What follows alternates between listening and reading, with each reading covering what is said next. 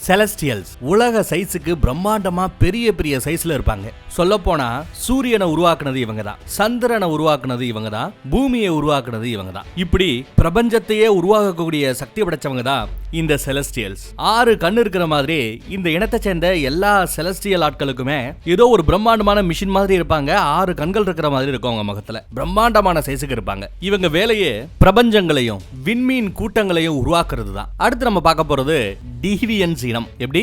Deviance இனம். இதுக மிருகங்க. ஆனா தட்பவெப்ப நிலைக்கு ஏத்த மாதிரியும் சூழ்நிலைக்கு ஏத்த மாதிரியும் தங்களை பரிணாம வளர்ச்சியில படு வேகமா அடாப்ட் பண்ணிக்கக்கூடிய சக்தி படைச்சவங்க. தங்களோட பரிணாம வளர்ச்சிக்கு மனிதர்களை சாப்பிடுங்க, மனித இனத்தை அழிச்சு அதை சாப்பிட்டு தங்களோட இனத்தை வளர்த்துக்க கூடியதுதான் இந்த டிவியன்ஸ் இனம். இந்த டிவியன்ட் இனத்தை அழிக்கிறதுக்காகவே பிரபஞ்சத்தை உருவாக்கக்கூடிய செலஸ்டியல்ஸ் அந்த இனத்தோட தலைவர் பேரு ஆரிசம். இவர் தான் சூரியனையே படைச்சாருன்னு சொல்லுவாங்க. சோ சூரியனையே படைச்ச இந்த ஆரிசம்ங்கிற செலஸ்டியல் தான் ஈத்தர்னல்ஸ். நாம பார்க்க போற இந்த சூப்பர் ஹீரோஸ இந்த ஈத்தர்னல்ஸ் பூமிக்கு அனுப்புறாங்க. பூமியில இருக்கிற மனுஷங்களை காப்பாத்துங்க, டிவியன்ட் கிட்ட இருந்து காப்பாத்துங்க அப்படின்னு அனுப்புறாங்க. அதற்காகத்தான் ஒரு டீம், ஒரு ஈத்தர்னல் டீம் ஆரிசம் அஜாக் அப்படிங்கிற ஒரு பொண்ணோட தலைமையில, அவங்க ஒரு மருத்துவச்சி, அந்த அஜாக் அப்படிங்கிற மருத்துவச்சியோட தலைமையில அந்த டீம் அனுப்புறாரு. அனுப்பும்போது அதீத சக்தி படைச்ச ஒரு சின்ன கோழி உருண்டை மாதிரி இருக்கும் ஒரு குண்டு. அந்த குண்டை அஜாக் கிட்ட கொடுக்கிறார். இது யார்கிட்ட இருக்கோ அவங்க ஸ்ட்ரெயிட்டாவே இந்த செலஸ்டியல்ஸ்ங்கிறவங்களோட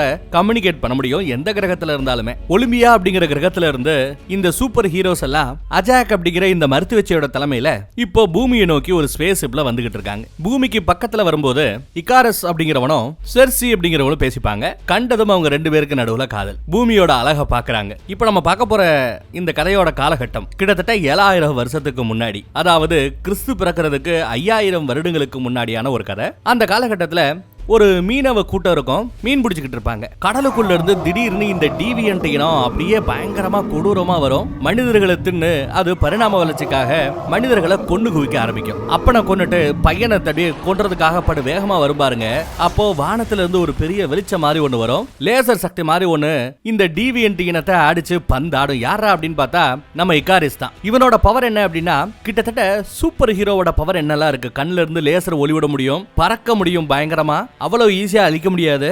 கிட்டத்தட்ட எல்லா சக்தியும் இவங்கிட்ட இருக்கும். கரெக்டா? கிட்டத்தட்ட சூப்பர்மேன் பவர் தாங்க.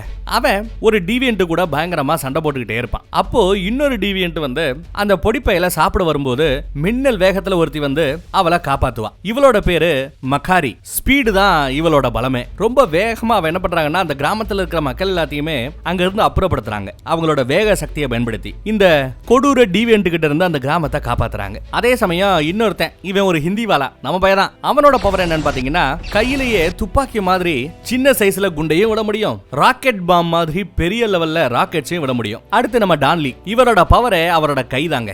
1000 யானைகளோட பலம் அவரோட கையில இருக்குன்னுவாங்க. படு வேகமா வந்து ஒரு டிவியன்ட்டோட மூஞ்சிலேயே ஒரு குத்து விடுவாரு பாருங்க, அதுக்கு அப்படியே கதி கலங்கும். பின்னாடியே நம்ம ஏஞ்சலினா ஜோலி வருவாங்க. இவங்க வேற யாரும் இல்ல, போர்க்கடவுள் அதீனா. நம்ம காட் ஆஃப் வார்ல நிறைய தடவை பார்த்திருப்போம் இல்லையா, போர்க்கடவுள் அதீனா அதீனா அப்படின்ட்டு. அவங்க தான் இவங்க. இவங்களோட பலம் கையில் இருக்கக்கூடிய அந்த கத்தி தான். சும்மா வச்சு அடிச்சாங்கன்னா சொல்லிட்டு அடிப்பாங்க. கேடயம், கத்தி, ஈட்டி இந்த மாதிரி பழங்காலத்து ஐட்டங்களை வச்சே பந்தாடுவாங்க. அத்தீனாவும் நம்ம டான்லியும் ஒரு நல்ல நண்பர்கள். 2 பேரும் சேர்ந்து ஒரு டிவியன்ட்டை எப்படி அடிச்சே கொண்டாங்கன்னு பாருங்க. மேல பார்த்தா வானத்துல இன்னும் நம்ம சூப்பர் ஹீரோ இகாரிஸ் அவனோட சக்தியை பயன்படுத்தி ஒத்த விலங்கு கூட சண்டை போட்டுட்டு இருக்கான். ஒரு ஸ்டேஜ்ல ஓங்கி பொலாருன்னு கன்னத்துல அரைவான் பாருங்க, ரத்தம் தெறிக்க அது செத்து கீழே விழும். அந்த கிராமத்து மக்களையும் இவங்க காப்பாத்திடுறாங்க. இதுக்கப்புறம் எல்லாரும் அண்ணாந்து பாப்பாங்க பாருங்க. வானத்துல ஒரு ஸ்பேஸ் ஷிப் வந்து இறங்கும். அந்த ஸ்பேஸ் ஷிப்ல இருந்து இன்னும் ஒரு 5 பேர் இறங்குறாங்க. தம்மா துண்டு பொடி மாதிரி இருக்க பாத்தீங்களா, இது ஒரு பொண்ணு. இவளோட பவர் என்ன தெரியுமா, யாரோட உருவத்துக்கு வேணாலும் இவளோட உருவத்தை மாத்த முடியும். அதே மாதிரி ஒத்தால இருந்துகிட்டு 100 பேரா 1000 பேரா கூட இவளால உருமாற முடியும், மனிப்புலேட் பண்ண முடியும். இவ பேர் என்ன தெரியுமா, ஸ்பிரைட். சாப்பிடுவோம்ல அந்த ஸ்பிரைட். அடுத்து ஒருத்தவன் சும்மா கையிலேயே ஒரு மிஷினை வச்சு பயங்கரமா சேட்டை பண்ணிட்டு வந்து இறங்குறான் பாருங்க, கருப்பேன் குண்டை. இவன் பேரு பாஸ்டோஸ். ஆயுதத்துறைக்கு இவர் தான் இன்சார்ஜ். ஆயுதங்கள் எல்லாத்தையும் தயாரிக்கிறதுல பெரிய எக்ஸ்பர்ட். டெக்னாலஜி இவனோட பலம். அடுத்து இவர் பேரு ட்ரக். இவரோட பலம் என்ன தெரியுமா, மைண்ட் கண்ட்ரோல். எவ்வளவு பேரை வேணாலும், சொல்ல போனா இந்த உலகத்துல இருக்கிற அத்தனை பேரையும் கூட இவரால மைண்டாலேயே கண்ட்ரோல் பண்ண முடியும். அப்படித்தான் இப்ப இந்த கிராமத்து மக்கள் எல்லாரும் இவங்களை பகைவர்களா நினைச்சு கையில கம்பு கும்பெல்லாம் எடுத்துட்டு இவங்களை அட்டாக் பண்ண வரும்போது நாங்க உன்னோட நண்பர்கள் அப்படிங்கறத மைண்ட கண்ட்ரோல் பண்ணியே புரிய வைப்பாரு. உடனே அவங்க ஆயுதத்தை கீழே போட்டுருவாங்க. அடுத்து நம்ம சூப்பர் ஹீரோவான இகாரஸ்க்கு கூட ஷோல்டர்ல அடிபட்டு இருக்கோம். அதை குணமாக்குறவங்க தான் நம்ம அஜாக் மருத்துவச்சி. எவ்வளவு பெரிய காயமா இருந்தாலும் உடனே அவங்களால குணப்படுத்த முடியும். இப்படி 10 விதமான சக்திகளை கொண்ட ஒரு 10 பேர் இருக்காங்க. இதுல ஒருத்தியோட சக்தியை மட்டும் நான் இன்னும் உங்ககிட்ட சொல்லல. செர்சி. அவளோட பலம் என்ன தெரியுமா? உலகத்துல இருக்கக்கூடிய எந்த ஒரு பொருளையும் இன்னொரு பொருளா அவளால மாத்த முடியும். பஞ்சபூதங்களையும் அடக்கி ஆள முடியும். மண்ணை நீராக்குவா, நீரை பனியாக்குவா, பனியை ஆவியாக்குவா, ஆவிய மரமாக்குவா. ஆனா இவளால ஸ்ட்ரெயிட்டா 6 அறிவு கொண்ட அறிவினங்களை இந்த மாதிரி மாத்த முடியாது. அதாவது மனிதர்களை இவளால இந்த மாதிரி மாத்த முடியாது. ஈத்தனல்ஸ் இந்த சூப்பர் ஹீரோ இனத்துல இருக்கிற யாரையாவது ஒரு ஆளை தொட்டு அவங்கள இன்னொரு பொருளா இவளால மாத்த முடியாது. அதே மாதிரிதான் டீவியன்ட்ங்கிற அந்த விலங்கினங்களை கூட வேற ஒரு உருவமா அவங்களால மாத்த முடியாது. இவங்களோட பலத்துல இருக்கிற ஒரு பலவீனம் இதுதான். 6 அறிவு கொண்ட அறிவினங்கள் எதையுமே இவளால மாத்த முடியாது. ரைட். இந்த மொத்த டீமோட சேர்ந்தாப்ல பேரு தான் ஈட்டர்னல்ஸ். இதுதான் இந்த படத்தோட பேரு. பாருங்க செர்சி என்ன பண்றான்னு பாருங்க. அங்க வெறும் கல்லாலான ஆயுதங்களை பயன்படுத்திக்கிட்டு இருந்தவங்களுக்கு மத்தியில அந்த கல்லு கத்திய தங்க கத்தியா மாத்தி கொடுக்குறாங்க நம்ம செர்சி. அப்புறம் பார்த்தா திடீர்னு நடப்புக்கு வரோம், நிகழ்காலத்துக்கு வரோம். நிகழ்காலத்துல நம்ம ஈத்தனல்ஸ் டீம்ல இருக்கிற எல்லா பேரும் உலகத்தோட வெவ்வேறு மூலைகள்ல அவங்களோட அடையாளத்தை மறைச்சு மனிதர்களா சேர்ந்து வாழ்ந்துகிட்டு இருக்காங்க. நம்ம செர்சி பாத்தீங்கன்னா ஒரு மியூசியம்ல வேலை பார்த்துக்கிட்டு இருப்பா. அங்க ஒரு ப்ரொஃபசர் சும்மா ஜம்முன்னு இருக்கான்ல, கேம் ஆஃப் த்ரோன்ல பார்த்தது நம்ம ஜான் ஸ்னோ. அவர் இந்த படத்துல ஒரு சாதாரண மனிதர் ப்ரொஃபசர் வேலை பார்த்துக்கிட்டு இருக்காரு. இப்போ ப்ரொஃபசருக்கும் நம்ம செர்சிக்கும் நடுவுல ஒரு அருமையான காதல் உருவாகி இருக்கு. கிளாஸ் எடுத்துக்கிட்டு இருக்கும்போது திடீர்னு ஏதோ ஒரு நிலநடுக்கம் ஏற்படுற மாதிரி ஏற்படுங்க. எல்லாம் மிரண்டு போவாங்க.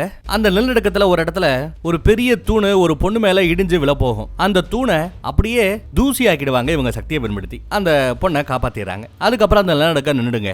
இந்த நிலநடுக்கம் எதனால ஏற்பட்டுச்சு அப்படின்னா, பூமியை பிளந்துகிட்டு 4 கண்ணு கொண்ட டீவியன்ட் இனத்தோட ஒரு முக்கியமான ஒரு ஆளு கடலுக்குள்ள இருந்து அந்த இடைவெளியில பூமியில ஏற்பட்ட பிளவு வழியா மேல வந்துட்டாரு. அந்த குட்டி பொண்ணு இருப்பாளே, அவ பார்க்குள்ள போறதுக்காக ஒரு பெரிய பொண்ணு மாதிரி உருமாறி போய் சரக்கடிச்சிட்டு வெளியில வருவா. இந்த பக்கம் நம்ம ஜான் ஸ்னோக்கு இன்னைக்கு பிறந்த நாள். கேக்கெல்லாம் கட் பண்ணி கொண்டாடிக்கிட்டு இருக்காங்க. நம்ம ஜான் ஸ்னோக்காக ஒரு அருமையான மோதிரத்தை பிறந்த நாள் பரிசா கொடுக்குறா. அதுக்கப்புறம் சரி நாங்க கிளம்புறோம்னு அவங்க வீட்டுக்கு போய்கிட்டு இருக்காங்க. அப்படி போய்கிட்டு இருக்கும்போது தண்ணிக்குள்ள ஏதோ ஒரு நடமாட்டம் தெரியும். அடுத்த செகண்ட் பார்த்தா பிரம்மாண்டமா அது இவங்க முன்னாடி வந்து நிக்குது. இவங்களை அட்டாக் பண்ண வருது. இந்த டீவியன்ட்களுக்கு ஒரு பவர் இருக்கும். எங்கெல்லாம் இந்த ஈத்தனல்ஸ் இருக்காங்களோ அவங்க இடத்தை ஈஸியா கண்டுபிடிச்சு அட்டாக் பண்ண அதுகளால முடியும், உணர முடியும். அதை பார்த்தது இவங்க பயந்து தெரிச்சு ஓடுவாங்க. அப்படி ஓடும்போது செர்சி என்ன பண்றா, இவங்க கூட்டத்துல இருந்து தனியா வேற பக்கம் போறா. ஏன் அப்படி போறானா, இவ அந்த மாதிரி போனாதான் பின்னாடியே அந்த டீவியன்ட் வெட்டிக்கிட்டே வரும். ஜான் ஸ்னோ காப்பாற்றப்படுவான். அதுக்காக அப்படி பண்றா. அப்புறம் நம்ம ஸ்ப்ரைட், ஸ்னோ நீ இங்கே இரு, நாங்க போய் அதை பாத்துக்கிறோம் அப்படின்னு சொல்லிட்டு தம்மா துண்டாந்துக்கிட்டு குதிச்சு மேல ஏறி போவா. ஸ்னோவால தான்,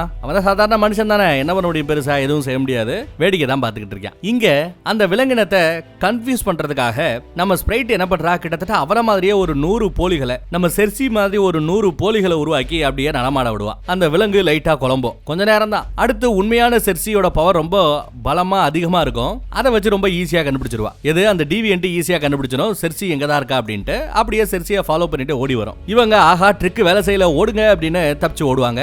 அப்போ ஸ்ப்ரைட் மாட்டிக்குங்க. ஸ்ப்ரைட்ட அந்த டீவியன்ட் அடிச்சு கொல்ல போற சமயம் ஏதோ ஒரு சக்தி வந்து படு ஃபோர்ஸா மோதும். அதுக்கப்புறம் பார்த்தா லேசர் மாதிரி ஏதோ ஒண்ணுல பட்டு அப்படியே தூக்கி எரியப்படும் அந்த விலங்கு. யாரா அப்படின்னு பார்த்தா நம்ம இகாரிஸ் தான் வந்து நிக்கிறான். எத்தனை வருஷமாச்சு, கிட்டத்தட்ட 500-1000 வருஷமா செர்சியும் இவனும் பாத்துக்கவே இல்லை. அவர் வந்துடுறாரு. அப்புறம் மறுபடியும் அதுக்கு இந்த விலங்குக்கு நடுவுல ஒரு பயங்கரமான சண்டை. சண்டையோட மத்தியில ஒரு பெரிய பஸ் அப்படியே மக்கள் மேல விழுந்து நசுக்க போகும் பாருங்க. அப்ப அந்த பஸ்ஸை ரோஜா பூக்களா மாத்தி விட்டுருவா நம்ம செர்சி. அப்பதான் இவளோட சக்தி என்னங்கிறது நம்ம ஜான் ஸ்னோ பாக்குறாப்ல. ப்ரொஃபசர் பாக்குறாரு. பஸ்ஸுக்குள்ள இருந்து வந்த எல்லா பேரும் அந்த பூக்களுக்கு மத்தியில இருந்து எந்திரிச்சு வருவாங்க. பஸ்ஸுக்குள்ள டிராவல் பண்ணவங்க எல்லாம். அடுத்து இவங்க 2 பேருக்கு நடுவுல செம்ம சண்டைங்க. ஆனா அந்த சண்டையில பாத்தீங்கன்னா அந்த டீவியன்ட்டோட உடம்புல அடிபடும். ஆனா அந்த அடிய, அந்த காயத்தை அதுவே குணப்படுத்திக்குது. சொல்ல போனா நம்ம அஜாக்னு ஒரு மருத்துவ வச்சு பார்த்தோம்ல, அந்த மருத்துவ வச்சோட சக்தி இது. அந்த சக்தி இந்த டீவியன்ட்டுக்கு இருக்கு. எப்படி அதுவே அதை குணப்படுத்திக்குது அப்படின்னு சொல்லிட்டு இவங்க மிரண்டு போவாங்க. இருந்தாலும் நம்ம பையன் விடாம அதை அடிச்சு துரத்தி விட்டுறாரு. இன்னைக்கு இவங்க பொழைச்சாங்க. அதுக்கப்புறம் நம்ம ஜான் ஸ்னோவை பாக்குறாரு. எல்லாரையும் அறிமுகப்படுத்தி வைக்கிறாங்க. கரெக்டா போலீஸ் எப்பவும் போல லேட்டா வர அதுக்குள்ள இவங்க எல்லாரும் மறைஞ்சிடறாங்க. அப்புறம் ஜான் ஸ்னோ கிட்ட நம்ம செர்சி இவங்க எல்லாம் யாரு என்னன்ற அந்த பழங்காலத்து கதைகள் எல்லாத்தையுமே சொல்ல ஆரம்பிக்கிறாங்க. இன்னும் சொல்ல போனா நம்ம இகாரிஸ் இருக்கான்ல, சூப்பர்மேன் மாதிரி பவர் இருக்கு இல்லையா, அவனும் இந்த செர்சியும் பல ஆயிரம் வருஷத்துக்கு முன்னாடியே கல்யாணம் பண்ணிக்கிட்டாங்க. ஆனா ஏதோ ஒரு காரணத்துக்காக இகாரிஸ் செர்சிய தான் பொண்டாட்டியை விட்டுட்டு பிரிஞ்சு போயிட்டான். அதுக்கப்புறம் அவனையே நினைச்சு 500 வருஷத்துக்கு மேல இவங்க அப்படியே தவிச்சுக்கிட்டு இருந்தவங்க இப்பதான் ஏதோ ஜான் ஸ்னோவை பார்த்ததும் அவன் மேல காதல் வந்து லவ் பண்ணிக்கிட்டு இருக்காங்க. நம்ம ப்ரொஃபஸருக்கு இதெல்லாம் ரொம்ப புதுசா இருக்கு. அடுத்து இவங்க எல்லாம் இனியும் நாம தனித்தனியா இருக்க முடியாது, அங்கங்க பிரிஞ்சிருக்கிற நம்ம டீமை மறுபடியும் ஒன்னு சேர்க்கணும்னு ஒரு முடிவுக்கு வராங்க. அப்படியே அங்க இருந்து ஒரு பிளாஷ்பேக். பல 1000 வருடத்துக்கு முந்தின ஒரு கதை. அங்க எகிப்து மாதிரி ஒரு இடம், எகிப்து தான் நினைக்கிறேன். அங்க இந்த டிவியன்ட்டோட ஒரு மிகப்பெரிய போர் இருக்கும். அந்த போர்ல ஈத்தனல்ஸ் அதோட சண்டை போட்டு அங்க இருக்கிற மக்களை காப்பாத்துவாங்க. இந்த சண்டையெல்லாம் நம்மளோட வாய்ஸ் ஓவர் இல்லாம படமே முழுக்க முழுக்க ஆக்ஷன் படங்க. ஆக்ஷன்ல ஏகப்பட்ட விஷயங்கள் நடக்கும். அதெல்லாம் என்னோட வாய்ஸ் ஓவர் இல்லாம நீங்களே நல்ல அந்த சண்டை காட்சிகளை சவுண்ட் எஃபெக்டோட பார்த்து என்ஜாய் பண்ணுங்க. படம் முழுக்க அங்கங்க நான் ஒரு கேப் விட்டுருப்பேன். எடிட்டரே பார்த்து அந்த இடத்துல எல்லாம் ஃபைட் சீனை வச்சு ஃபில் பண்ணிக்கோ.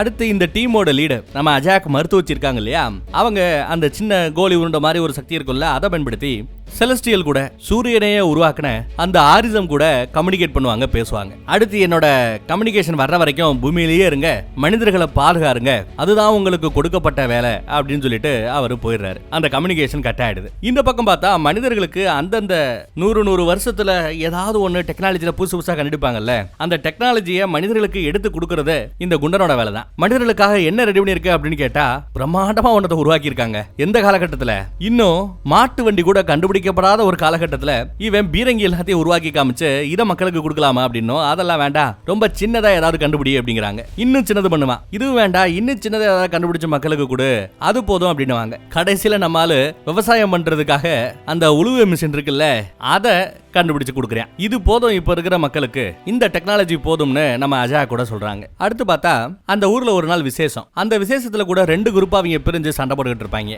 அதை நம்ம ட்ரக்கால பாத்துக்கிட்டே இருக்க முடியாது. அவன் அவனோட மைண்ட் கண்ட்ரோல் பவரை பயன்படுத்தி அவங்க எல்லா பேரையுமே சில மாதிரி நிக்க வைப்பான். அப்ப நம்ம மக்காரி வருவா, ஸ்பீட் கேர்ள் வருவா. அஜாக் சொல்லியிருக்காங்கல்ல, இந்த மாதிரி மனிதர்களுக்கு நடுவில் நடக்கிற சண்டையில நம்ம தலையிடக்கூடாது அப்படின்னு. அவங்க சொல்லிக்கிட்டே இருக்கட்டும், நாம நம்மளால முடிஞ்சதை பண்ணிக்கிட்டே இருப்போங்கிற மாதிரி பெருசா கேர் பண்ணிக்கவே இல்லை நம்ம ட்ரக். செர்சி ஆட்டம் பாட்டம் கொண்டாட்டம்னு ரொம்ப சிறப்பா ஜாலியா இருப்பா. அந்த பாலைவனத்துல அவங்களுக்கு விவசாயத்துக்கு தண்ணி வேணும்ல, அந்த தண்ணியை பாய்ச்சறது கூட இவங்க தான், செர்சி தான். செர்சி மக்களுக்கு நல்லது செய்யறது, பழகிறது, வைக்கிறது, இதெல்லாம் பாத்தீங்கன்னா அந்த காலகட்டத்தில் இருந்து நம்ம இகாரிஸுக்கு ரொம்பவே பிடிச்சு போயிடும். ப்ரொபோஸ் பண்ண ஆரம்பிச்சிருவான். 2 பேரும் காதலை ஏத்துக்கிட்டு கல்யாணம் பண்ற ஸ்டேஜுக்கு போயிடுவாங்க. சொல்ல போனா அவங்களுக்கு கல்யாணம் எங்க தெரியுமா நடந்தது? சான்ஸ்கிரிட் மொழியில இந்தியால தான் அவங்களுக்கு இந்தியன் முறைப்படி கல்யாணம் பண்ணாங்க. இதெல்லாம் 1000 வருடங்களுக்கு முந்தின பிளாஷ்பேக் கதை. அடுத்து இவங்க எங்க வந்திருக்காங்கன்னா ஒரு பாலைவன பூமிக்கு வந்திருக்காங்க. நம்ம மருத்துவத்தி அஜாக்கு இங்க தான் இருக்கா அப்படின்னு இவங்களுக்கு தெரியும். அதனால இங்க தேடி வந்தாங்க. ஆனா இங்க வந்து பார்த்தா அவ செத்து பணமா கிடக்காங்க. அதை பார்த்ததும் செர்சிக்கு அப்படியே கண்ணீரே வரும், அழுவா. அந்த டிவியன்ட் விலங்குகள் தான் வந்து கொண்டு இருக்கணும் அப்படின்னு சொல்லி வருத்தப்படுறாங்க. அப்புறம் எல்லாரும் வீட்டுக்குள்ள உட்காந்து சோகமா இருக்கும்போது இவன் மட்டும் தனியா மறுபடியும் வந்து அந்த மருத்துவச்சி அஜாக்கோட உடலை பார்த்து ஓன்னு அழுதுகிட்டு ஒப்பாரி வச்சுக்கிட்டு இருப்பா. அப்ப திடீர்னு அவ உடம்புக்குள்ள இருந்து அந்த குண்டு மாதிரி ஒரு பவர் இருக்கும் இல்லையா, அது இப்போ இவளோட உடம்புக்குள்ள போயிடுது. அதாவது சூரியனையே உருவாக்குன ஆரிசம் கூட கம்யூனிகேட் பண்ணக்கூடிய அந்த சக்தி இப்போ இவளுக்கு கிடைச்சிருச்சு. என்ன இந்த சக்தி உனக்கு கிடைச்சிருச்சா? நல்ல விஷயம். மருத்துவச்சி உங்ககிட்ட ஏதாவது பேசினாலா அப்படின்னு கேட்டா இல்ல, அவங்க தான் இறந்துட்டாங்களேங்கிறாங்க. அப்ப யார் கூட பேசின அப்படின்னு கேக்குறாரு நம்ம இகாரிஸ். ஆரிசம் கூட பேசின, நேரம் நெருங்கிடுச்சு, ரெடியா இருங்க அப்படின்னு மட்டும் அவர் சொன்னாரு அப்படின்னு சொல்றா. மறுபடியும் உன்னால அவர் கூட கம்யூனிகேட் பண்ண முடியுமா, பேச முடியுமா அப்படின்னு கேட்டா எனக்கு தெரியாது அப்படிங்கிறா நம்ம செர்சி. அடுத்து மறுபடியும் ஒரு பிளாஷ்பேக். அந்த பிளாஷ்பேக்லயும் இந்த டிவியன்டினும் மனிதர்களை பிடிச்சு பந்தாடிக்கிட்டு இருக்கோம். அதுகிட்ட இருந்து மனிதர்களை காப்பாற்றக்கூடிய வேலையை நம்ம ஈத்தனல்ஸ் டீம் பாத்துக்கிட்டு இருப்பாங்க. சொல்ல போனா இப்போ டிவியன்ட் கடைசியா இருக்கிறது இந்த ஏரியால தான். அதுல கூட அழிச்சு ஒழிச்சாச்சு. பூமியில இருந்த டிவியன்ட் எல்லாத்தையுமே கொன்னுட்டதா அவங்க பேசிக்கிட்டு இருக்காங்க. ஆனா அதே சமயம் அடுத்து இவங்க எல்லைக்காகவும் அதிகாரத்துக்காகவும் அவங்களுக்குள்ளேயே மனிதர்களை அடிச்சுப்பாங்க. துப்பாக்கிய அப்பதான் அவங்க கண்டுபிடிச்சிருப்பாங்க. துப்பாக்கியால சுட்டுக்கிட்டு சாகுறாங்க. இதையெல்லாம் பார்த்ததும் நம்ம ட்ரக்குக்கு ஒரு மாதிரி ஆயிடும். என்னால இதெல்லாம் பார்த்துக்கிட்டு சும்மா இருக்க முடியாது, இவங்களை நான் மைண்ட் கண்ட்ரோல் பண்ணி சமாதானமாக்குறேன் அப்படின்னு சொல்லிட்டு நம்ம ட்ரக் முயற்சி பண்ணுவார். அதே சமயம் இந்த பக்கம் நம்ம அத்தீனா இருக்காங்க இல்லையா, அவங்களுக்கு ஏதோ பிரம்ம பிடிச்ச மாதிரி ஆகுங்க.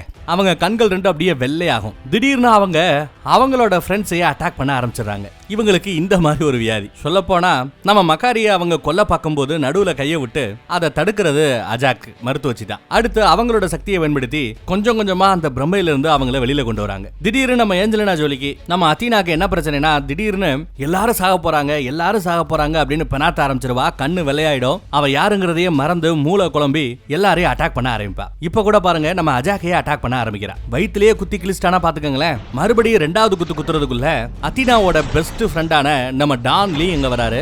அவரோட கைகளை பயன்படுத்தியே அத்தீனாவை அடக்க பாக்குறாரு. அதுக்குள்ள இவங்க வயித்துல அடிபட்ட அந்த காயத்தை அவங்களே குணப்படுத்திக்கிறாங்க. மக்காரியையும் குணப்படுத்துறாங்க. நம்ம டான்லி எவ்வளவோ சண்டை போட்டுக்கிட்டே அவளை சமாதானப்படுத்த முயற்சி பண்ண முடியாது. ஒரு கட்டத்துல ஓங்கி நெஞ்சிலேயே ஒரு அடியை போட்டு அப்படியே மயக்கமடைய வச்சிடறாங்க. இந்த வியாதிக்கு பேரு மக்வி. இது ஒரு புரளி அப்படின்னு தான் எல்லாரும் நினைச்சுக்கிட்டு இருந்தாங்க. ஆனா அத்தீனாக்கு இந்த மக்விங்கிற வியாதி வந்ததுக்கு அப்புறம் தான் அது வெறும் புரளி இல்ல, உண்மைங்கிறது இந்த ஈத்தனல் ஸ்டீமுக்கு தெரிய வருது. அடிபட்ட எல்லாரையுமே நம்ம அஜா குணப்படுத்துறாங்க.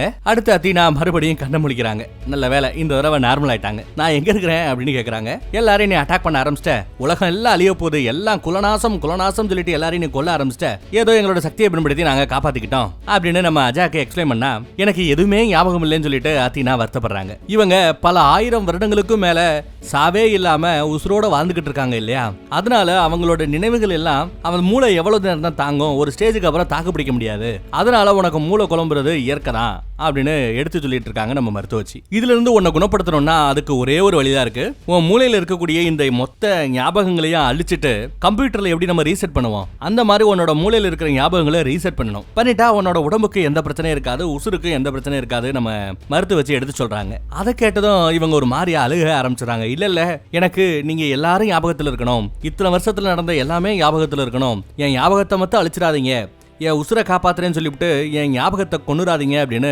மன்றாடி கேட்டுக்கிறாங்க. அங்க இருக்கிறவங்க கூட இது அவளோட முடிவு, அவ எடுக்கிறதுக்கு நாம ஒபே பண்ணணும் அப்படின்னு பேசுவாங்க. நம்ம ட்ரக் உட்பட நாம எதுக்காக இங்க வந்தோம், யாரு பேசுறா, நம்ம ட்ரக் பேசுறான். இந்த உலக மக்களை காப்பாத்துறதுக்காகவும் அவங்கள நல்வழிப்படுத்துறதுக்காகவும் நம்ம இங்க வந்தோம். ஆனா பாருங்க, டிவியன்ட் கிட்ட இருந்து இவங்களை நம்ம காப்பாத்தினாலும் அவங்க அவங்களுக்குள்ளேயே அடிச்சுக்கிட்டு எப்படி அழிஞ்சு போறாங்கன்னு பாருங்க. இதெல்லாம் பார்த்துக்கிட்டு என்னால சும்மா இருக்க முடியாது, இது இப்பயே நிக்கணும், நான் நிப்பாட்ட போறேன் அப்படின்னு அங்க போர்ல ஈடுபட்டுக்கிட்டு இருக்கிற எல்லா பேரையும் மைண்ட்ல கண்ட்ரோல் பண்ணி சண்டை போட்டுக்கிட்டு இருந்த அத்தனை பேரையுமே அந்த ஊர்ல இருந்து வெளியில காட்டுக்கு நடுவுல கூட்டிட்டு போயிடுறாரு நம்ம ட்ரக். இப்படி அவங்க எல்லாருமே கண்ட்ரோல் பண்ணி அவங்களுக்கு ஒரு நல்ல வாழ்க்கை காட்டுக்கு நடுவுல கொடுக்கறதா சொல்லிட்டு அவங்க எல்லாம் காட்டு பக்கம் கூட்டு போறாரு. நம்ம பசங்களோட டீம் உடைய ஆரம்பிச்சிருது. அதே மாதிரி அத்தீனா இவங்களோட இருந்தா இவங்களுக்கு ஆபத்துங்கிறதுனால அத்தீனாவை நான் பாத்துக்கிறேன், நானும் அத்தீனாவும் எங்கேயாவது ஒரு இடத்துல எந்த ஆபத்தும் இல்லாம ஒரு இடத்துல தனிமையில நாங்க வாழ்றோம், நம்மள எல்லாத்தையும் அனுப்புன சூரிய உருவாக்குன ஆரிசம் எப்போ அடுத்த வேலை என்னன்னு சொல்றாரோ அது வரைக்கும் நாம இந்த மாதிரி தனித்தனியா இருக்கிறதா நல்லது அப்படின்னு சொல்றாங்க. அதுக்கு நம்ம மருத்துவச்சி நல்லது, அப்ப எல்லா பேருமே பிரிஞ்சு அங்கங்க இந்த உலகத்துல வாழ்வோம்,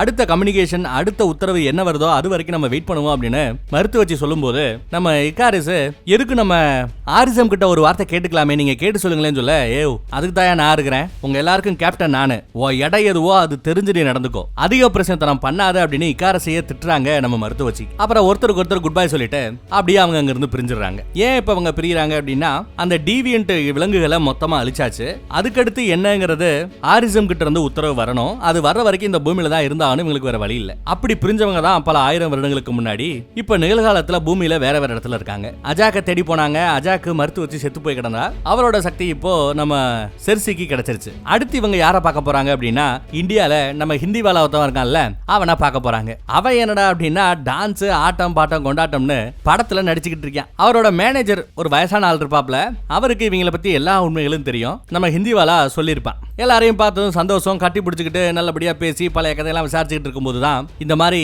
மருத்துவச்சி செத்து போன மேட்டரை சொல்ல அவன் ஒரு மாதிரி காண்டாரான். எப்படி அப்படின்னு கேட்டா அந்த டிவியன்ட் தான் வந்து கொண்டு இருக்கணும், டிவியன்ட்டுக்கு இப்ப அந்த சக்தி கிடைச்சிருச்சு, அதுவே அது குணப்படுத்திக்குது, நாம இப்ப எல்லாம் ஒண்ணு சேர வேண்டிய நேரம், டிவியன்ட்டை எதிர்த்து நம்ம போற தொடங்க வேண்டிய நேரம் சொல்ல சரின்னு இவரும் களத்துல சேர்ந்துக்கிறார். கூடவே நம்ம மேனேஜரும் வருவேன்னு ஆரம்பிக்கிறான். இவன் மிகப்பெரிய பணக்காரன், சொந்தமா தனியா ஒரு பெரிய ஜெட்டே வச்சிருப்பான், ஒரு விமானமே வச்சிருப்பான். அந்த தனி விமானத்துல இவங்க டீமை கூட்டிக்கிட்டு அடுத்து இவங்களோட டீம்ல இருந்த நம்ம டான் லீயையும் அத்தீனாவையும் பாக்குறதுக்காக இன்னொரு ஏரியா பக்கம் போறாங்க. அங்க போய் பார்த்தா நம்ம டான்லி எப்பேற்பட்ட மனுஷன், என்ன வேலை பார்த்துக்கிட்டு இருக்கான்னு பாருங்க, சமைச்சுக்கிட்டு இருப்பாப்ல. பசங்களை பார்த்ததும் சந்தோஷப்படுவாரு. அது சரி அத்தீனா எங்க அப்படின்னு கேட்டா அவங்க ஒரு மரத்துக்கு கீழே உட்காந்துக்கிட்டு ஏதோ வரைஞ்சுக்கிட்டு இருப்பாங்க. அவங்க கண்கள் பார்த்தா முழுக்க முழுக்க வெள்ளையா இருக்கும். இவளுக்கு அடிக்கடி அந்த வியாதி பிடிச்சிக்குது, முத்திக்குது. இப்ப கூட இவங்களை அட்டாக் பண்ண வர எல்லா பேரும் ஒண்ணு சேர்ந்து அவளுக்கு அவ யாருங்கிறத புரிய வச்சு நார்மல் மோடுக்கு கொண்டு வராங்க. மருத்துவச்சி செத்து போயிட்டாங்கிற மேட்ரு இவங்களுக்கு இன்னும் அதிர்ச்சியா தாங்க இருக்கு. அடுத்து நம்ம செர்சி ஆரிசம் கூட பேசுறாங்க. ஆரிசம் அடுத்த கம்யூனிகேஷனுக்காக வந்துடுறாரு, கம்யூனிகேட் பண்றாரு. அவர் ஏதோ ஒரு கிரகத்துல இருக்காரு, அங்க இருந்து கம்யூனிகேட் பண்றாப்ல. அப்பதான் அவங்க சொல்றாங்க, இந்த மாதிரி அஜாக்கு இறந்துட்டா,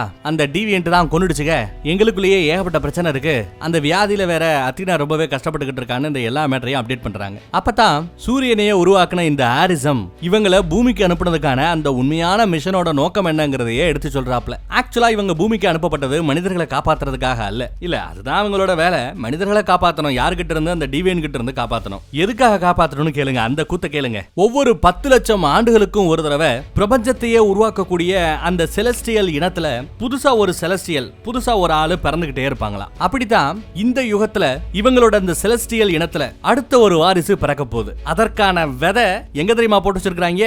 நம்ம பூமியில போட்டு வச்சிருக்காங்க. அந்த விதையில இருந்து இவங்களோட அடுத்த வாரிசு பிறந்து வளரும் போது, பிறந்து வெளியில வரும்போது அதுக்கு பயங்கர அதீதமான சக்தி தேவைப்படுமா. அந்த சக்தியை எங்க இருந்து எடுத்துக்கோம்னா, இந்த பூமியவே வெடிக்க வச்சு அந்த பூமி வெடிப்புல இருந்து அந்த சக்தியை அதை எடுத்துக்கிட்டு தான் பிறந்து வளர்ந்து நிக்குமா அந்த அடுத்த வாரிசு. இந்த உலகத்துல இருக்கக்கூடிய எல்லா மனிதர்களோட ஆன்மாக்களையும் அப்படியே உருகிதான் அது அப்படியே வளர்ந்து பிறந்து அடுத்து ஒலிம்பியா கிரகத்துக்கு போகணுமா. சோ எப்படி அந்த விலங்குகள், அந்த டீவியன்ட் அதுகளோட பரிணாம வளர்ச்சிக்காக மனித இனத்தை சாப்பிடணும்னு ஆசைப்பட்டதுகளோ, அதே மாதிரி இந்த செலஸ்டியல்னு சூரியனையும் சந்திரனையும் பிரபஞ்சத்தையுமே உருவாக்கக்கூடிய கிட்டத்தட்ட கடவுளுக்கெல்லாம் கடவுள்கள் மாதிரி இவங்க, அவங்க இனத்துல ஒரு வாரிசு 10 லட்சம் ஆண்டுகளுக்கு ஒரு தடவை பிறக்குமா.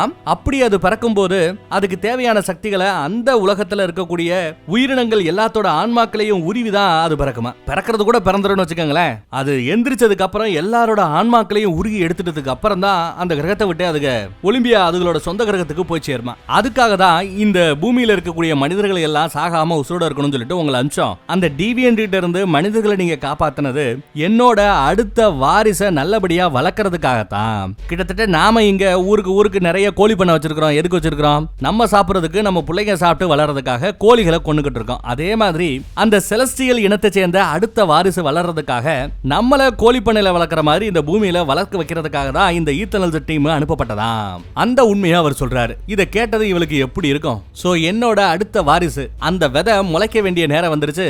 உங்களோட டீம் லீடரா இருந்த அந்த மருத்து வச்சு இதுவரைக்கும் எவ்வளவோ காலகட்டத்துல எவ்வளவோ வாரிசுகளை வளர்த்து விட்டு இருக்கா, நீயும் அந்த பணியை தொடர்ந்து செய்யணும் அப்படின்னு கேட்டுக்கிறாரு. அப்ப இவ குழம்புறா, எனக்கு இதுமே ஞாபகம் இல்லையே, நான் கூட இந்த மாதிரி நிறைய செலஸ்டியலோட விதைகள் வளர்றதுக்காக உதவி பண்ணிருக்கேன், எனக்கு எதுவுமே ஞாபகம் இல்ல அப்படிங்கிறா. அதற்கு காரணம் என்னன்னா, உங்களோட நினைவுகள்ல இருந்து அதை எல்லாத்தையும் நாங்க அப்பப்ப அழிச்சிருவோம். உண்மையை சொல்ல போனா நீங்க ஒலிம்பியா கிரகத்துல இருந்து வந்தவங்க கிடையாது. நீங்க எல்லாம் எங்களோட அட்வான்ஸ்டு டெக்னாலஜி முறையில செயற்கையாக உருவாக்கப்பட்டவர்கள்.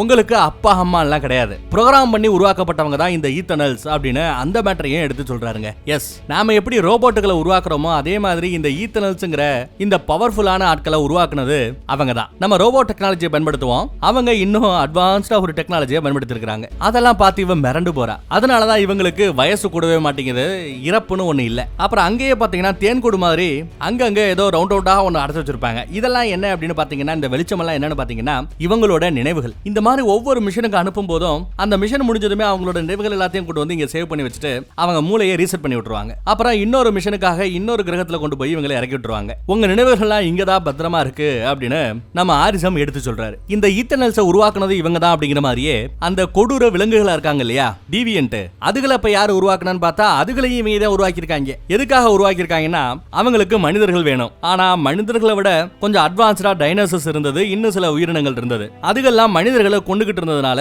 அதுகளை கொண்டு மனிதர்களை காப்பாத்துறதுக்காகவே தான் இந்த டீவியன்ட் அனுப்பப்பட்டதுங்க. ஆனா அதுக களத்துல இறங்கி எல்லாத்தையும் கொண்டு குவிக்க ஆரம்பிச்சிருச்சு, மனிதர்கள் உட்பட. ஏன்னா அதுகளுக்கு பரிணாம வளர்ச்சின்னு ஒரு குறைபாடு ஏதோ செயற்கையா வந்துருச்சு. அதனால அது வளர்ச்சி அடைய ஆரம்பிச்சிருச்சு, தன் இனத்தை பெருக்க ஆரம்பிச்சிருச்சு. என்னடா ப்ராஜெக்ட் கொஞ்சம் சைடுல ஒழுகிருச்சே, தப்பா போச்சே, இதை சரி பண்ணணும்னு சொல்லிட்டு தான் அடுத்து அந்த டீவியன்ட் அழிச்சு மனிதர்களை காப்பாற்றுற பொறுப்பை ஈத்தனல்ஸ் கிட்ட கொடுத்திருக்காங்க. இப்படி எல்லா பிரச்சனைக்கும் மூல காரணமே இந்த ஆரிசம் தாங்க. இவங்க பண்ண சேட்டை தாங்கிறது இப்பதான் தெரிய வருது. சோ நீங்க இந்த பூமி மேல கொஞ்சம் ஓவரா அக்கறை எடுத்துக்காம அடுத்த என்னோட வாரிசை வெளியில கொண்டு வர வேலையை பாருங்க. என் வாரிசு பிறந்து வளர்ந்து நின்னதும் எல்லா பேரும் நீங்க கிளம்பி வந்துடலாம் அப்படின்னு சொல்றாரு. அது வரைக்கும் இருக்க சொல்றாரு. அடுத்து இந்த மேட்டரை டீம்ல இருக்கிற மத்த எல்லாத்தையும் சொல்ல எல்லா பேருக்கும் செம ஷாக் ஆகுதுங்க. நாம ஏதோ இந்த மனிதர்கள் எல்லாம் காப்பாற்ற வந்த நல்லவர்கள் நினைச்சுக்கிட்டு இருந்தா கடைசியில நாமளே கெட்டவங்க, நாமளே வில்லைங்கள் ஆயிட்டமே அப்படின்னு நம்ம டான்லி உட்பட எல்லாருமே அப்படிதான் நினைக்கிறாங்க. நாமெல்லாம் மனிதர்களை நம்ம காப்பாற்றணும், இத்தனை வருஷம் நம்ம இங்க இருந்திருக்கிறோம், நமக்கு சோறு போட்டிருக்காங்க, அவங்களை நம்ம காப்பாற்றணுங்கிற மாதிரி பேசிட்டு இருக்காங்க. மித்த கிரகத்துல இருக்கிற மாதிரி இவங்க இல்ல, இவங்க கொஞ்சம் வேற மாதிரி இருக்காங்க, வித்தியாசமா இருக்காங்க அப்படின்னு சொல்றாங்க. அடுத்து இவங்க ஆப்பிரிக்க காட்டுக்கு மத்தியில போறாங்க. இங்கதான் நம்ம ட்ரக்க பாக்குறதுக்காக வந்திருக்காங்க. அவனாலதான் தான் மைண்டை கண்ட்ரோல் பண்ணி பேச முடியும் இல்லையா? இங்க அமைதியே ஒரு பெரிய கூட்டத்தையே உருவாக்கி வச்சிருக்கான். காட்டுக்கு மத்தியில நிம்மதியா வாழ்ந்துகிட்டு இருக்காங்க. அவனுக்கும் அவங்க இங்க வந்ததற்கான அந்த ரகசியம் உட்பட எல்லா மேட்டரும் சொல்லி கொடுக்கப்படுது. அதெல்லாம் கேட்டு அவன் செம காண்டாராங்க. ஏன்னா மனிதர்கள் மேல ரொம்ப அக்கறையா இருந்தது நம்ம ட்ரக் தான். இப்போ மனிதர்கள் எல்லாரும் சாகடிக்கணும். ஆரிசமோட அடுத்த வாரிசை எப்படி ஆரிசமோட அடுத்த வாரிசு அந்த விதை வளர்றதுக்காக இந்த இனத்தை கொல்றதா இந்த பூமி அழிக்கிறதா முடியாது. அவங்களை எதிர்த்து நம்ம போர் உரிய நேரம் வந்துருச்சு. அவங்கள நம்ப முடியாது. நம்ம மைண்ட வேற அப்பப்ப அவங்க ரீசெட் வேற பண்ணி வச்சுக்கிறாங்க. நம்ம நினைவுகளையும் திருடி வச்சுக்கிறாங்க. அவங்கள நம்பாம நம்ம ஏன் மனிதர்களுக்கு உதவி செய்யக்கூடாது? இந்த பூமியை காப்பாற்ற கூடாது? ஏன் அவங்க சொல்றதான் செஞ்சுக்கிட்டு இருக்கணுமா அப்படின்னு எதிர்த்து பேச ஆரம்பிக்கிறாரு நம்ம ட்ரக். நிறைய பேர் அதை ஆமான்னு ஆமோதிக்கவும் செய்யறாங்க. இன்னும் சில பேர் வேண்டான்னு எதிர்க்கவும் செய்யறாங்க. அதே காட்டுக்கு மத்தியில அந்த பக்கம் நம்ம ஹிந்திவாலா ஸ்பிரைட் கிட்ட பேசிக்கிட்டு இருப்பான். இந்த பொடி பொண்ணு இருக்கா இல்லையா, இவ உண்மையை சொல்ல போனா நம்ம இக்காரிஸை லவ் பண்றா. ஆனா சின்ன பொண்ணாவே இவளை அந்த ஆரிசம் படைச்சிட்டதுனால இவளுக்கு இந்த காதல் கல்யாணம் எதுவுமே நடக்காது. அதே மாதிரி இவளுக்கு வயசும் கூட போறது இல்லைங்கிறதுனால இவ வளரவும் போறதில்ல. கடைசி வரைக்கும் சின்ன பொண்ணாவே இருக்க வேண்டியதுதான். என்ன எதற்காக அந்த ஆரிசம் இப்படி படைச்சாரு அப்படின்னு சொல்லிட்டு கோவத்துல இருப்பா. அப்புறம் இவ இந்த மாதிரி இக்காரிஸை லவ் பண்ற மேட்டரை பத்தி எல்லாம் பேசிட்டு இருக்கும்போது நம்ம மேனேஜர் அதை வீடியோ எடுத்துற அதை போட்டு உடைச்சிருவா. அந்த பக்கம் பார்த்தா செர்சி நம்ம ஜான்சனோ கூட போன்ல ரொமான்ஸ் பண்ணிக்கிட்டு இருப்பாங்க. இங்க ரொம்ப காலத்துக்கு அப்புறம் புருஷனும் பொண்டாட்டியும் இல்ல எக்ஸ் புருஷனும் எக்ஸ் பொண்டாட்டியும் பேசிக்கிறாங்க. எதற்காக அத்தனை வருஷத்துக்கு முன்னாடி என்ன திடீர்னு விட்டுட்டு போயிட்டேன், சொல்லாம கொள்ளாம போயிட்டேன், எவ்வளவு கஷ்டமா இருந்துச்சு தெரியுமா, எவ்வளவு 1000 வருஷம் நீ இல்லாம நான் கஷ்டப்பட்டேன் தெரியுமா, அதுக்கப்புறம் உன் இடத்த அந்த ஜான்சனோ தான் ஃபில் பண்ணா அப்படின்னு பேசிக்கிட்டு இருக்கும்போது திடீர்னு அங்க ஒரு டிவியன்ட் வந்துருது. அப்படியே நம்ம எக்காரிஸை பிடிச்சு வானத்துல தூக்கிட்டு போயிடுது. நிறைய உள்ள வந்துருச்சுங்க. இவ்வளவு கூட போட்டு தலை பார்க்கும். அதுக்குள்ள நம்ம பசங்க வந்து அவளை காப்பாத்துறாங்க. நம்ம ஹிந்திவாலா சும்மா அருமையா சண்டை போட்டு அந்த விலங்கு எல்லாத்தையும் ஓரளவு சமாளிச்சுக்கிட்டு இருப்பாரு. அடுத்து அங்க இருந்த மக்கள் எல்லாத்தையும் ஒரு மர வீட்டுக்குள்ள அடைச்சு அந்த மர வீட உலோக வீடா மாத்தி அவங்கள காப்பாத்துறாங்க சசி. வானத்துல அங்க ஒரு பக்கம் சண்டை, நிலத்துல இப்போ நம்ம டான்லியும் அத்தினாவும் களத்துல இறங்குறாங்க. அதே நேரம் வானத்துல இருந்து நம்ம இக்காரிஸ் கீழே விழுந்துருவான். அப்படி கீழே விழுந்தவனை அப்படியே அள்ளி சாப்பிட பாக்குது அந்த டிவியன்ட்டுகளோட தலைவன். அப்ப நம்ம டான்லி தான் போய் இக்காரிஸை காப்பாத்துவான். அதே சமயம் இந்த நேரங்கட்ட நேரம் பார்த்து அத்தினாக்கு அந்த வியாதி வேற முத்த ஆரம்பிக்குங்க. அவளுக்கு வியாதி முத்தி போய் இவங்க டீம்ல இருக்கிற ஆட்களையே அடிக்க ஆரம்பிச்சிருவா. ஒரு பக்கம் இது கூட சண்டை போடணும், இன்னொரு பக்கம் அத்தினாவை சமாளிக்கணும்னு ஏகப்பட்ட பிரச்சனை. இதுக்கு மத்தியில நம்ம ட்ரக் என்ன பண்ணுவானா அங்க இருக்கிற மனிதர்கள் எல்லாரையும் கண்ட்ரோல் பண்ணி ஆளுக்கு துப்பாக்கி எடுத்து அந்த விலங்க சுட்டு தள்ளி கொல்ல பாப்பான். அப்போ நம்ம செர்சி என்ன பண்றான்னு பாருங்களேன், ஒரு மரத்தை அப்படியே உலோகமாக்கி ஒரு விலங்கு மேல போட்டு அப்படியே சிக்க வச்சிருவான். அப்புறம் மைண்ட் கண்ட்ரோல் இருந்த எல்லா பேரையும் மைண்ட் கண்ட்ரோல் இருந்து ரிலீஸ் பண்ணி தப்பிச்சு போங்க, ஆத்து வழியா எங்கேயாவது போய் பொழைச்சுக்கங்க அப்படின்னு சொல்லிட எல்லா மக்களும் அங்க இருந்து தப்பிச்சு போக பார்ப்பாங்க. இதுக அடங்க மாட்டேங்குதுங்க. என்னதான் பிடிச்சி வச்சாலும் மறுபடியும் எந்திரிச்சு சண்டை போட்டுக்கிட்டே இருக்கு. நம்ம டான்லி வேற வழி இல்லாம தன்னோட நண்பியான அத்தினாவோட கைகோர்த்து அவளை நார்மல் மோட வச்சுக்கிறதுக்காக எவ்வளவோ முயற்சி பண்ணுவான். ஒரு ஸ்டேஜ்ல நார்மல் மோடுக்கு கொண்டு வந்துட்டு இங்கேயே இருமா, நான் போய் அந்த டிவியன்ட்டோட தலைவனை ஒரு கை பாத்துறேன்னு சொல்லிட்டு களத்துல இறங்குவான். அப்போ ஒரு டிவியன்ட் பறக்கக்கூடிய சக்தி இருக்கும். அது பறந்து போது தப்பிச்சு போன அந்த மக்களை கொல்றதுக்காக போகுது. அதை பார்த்ததுமே நம்ம இக்காரிஸ் அவங்களை காப்பாத்துறதுக்காக நான் கிளம்புறேன்னு கிளம்பி போயிடுவான். இப்போ இந்த டிவியன்ட்டோட தலைவன் கூட சண்டை போடுறது வேற யாரும் இல்ல, சாட்சாத் ஒத்தாலா நம்ம டான்லி தான். அந்த பக்கம் நம்ம ஹிந்திவாலாவும் ஏதோ அவனால முடிஞ்ச அளவு சமாளிச்சுக்கிட்டு இருப்பான். ஆனா அவனுக்கு லோடு பண்றதுக்கு கொஞ்சம் டைம் ஆகும். ஒரு பெரிய ராக்கெட் பாம்பு மாதிரி ஒன்ன உருவாக்கி அப்படியே ஒரே போடா போட்டு ஒரு டிவியன்ட்ட கொன்னுடுவான். தலையை தெறிக்க வச்சு கொன்னுடுவான். மேல வானத்துல பார்த்தா நம்ம இக்காரிஸும் அந்த விலங்கும் அநியாயத்துக்கு சண்டை போட்டுக்கிட்டு இருக்கோம். ஒரு வழியா அதையும் கொண்டு இவன் பூமியில வந்து லேண்ட் ஆவான். கரெக்டான டைமுக்கு வந்து நம்ம ஸ்பிரைட்டை காப்பாத்துறாப்ல இக்காரிஸ். ஆனாலும் அடி வாங்குறாங்க. சும்மா புரட்டி எடுக்குதுங்க. அவன் ஒரு இடத்துல மாட்டிக்கும் போது அவனை காப்பாத்துறதுக்காக நம்ம செர்சி ஒரு கத்தி எடுத்து போய் குத்துவா. அது அப்படியே பக்கத்துல இருந்த தண்ணி தொட்டியில அவளை அமுக்கிட்டு உள்ள குதிக்கும். அப்படியே இவளை அது கடிக்க வரும்போது அந்த டிவியன்ட் உயிரினத்தையே பிடிச்சு இவளோட சக்தியை பயன்படுத்தி அந்த டிவியன்ட் விலங்க அப்படியே ஒரு மரமா மாத்திட்டா.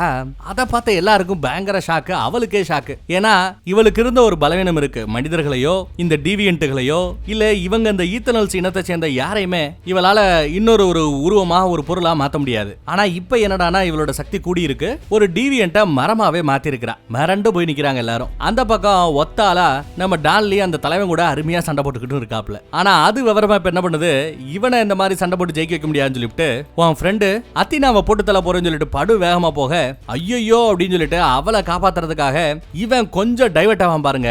அந்த டைவர்ட்டை யூஸ் பண்ணி சும்மா சதக்குன்னு நம்ம டான்லியை குத்தி தூக்கிடும். அப்படியே பின்னந்தலையிலையும் கழுத்துலையும் ஒரு குத்தி அப்படியே அவனோட ஜீவ ராசிய அவன் ஜீவன் அப்படியே உறிஞ்சி எடுத்துக்கிட்டு இருக்குங்க. மொத்தமா உருவி எடுத்துருச்சு.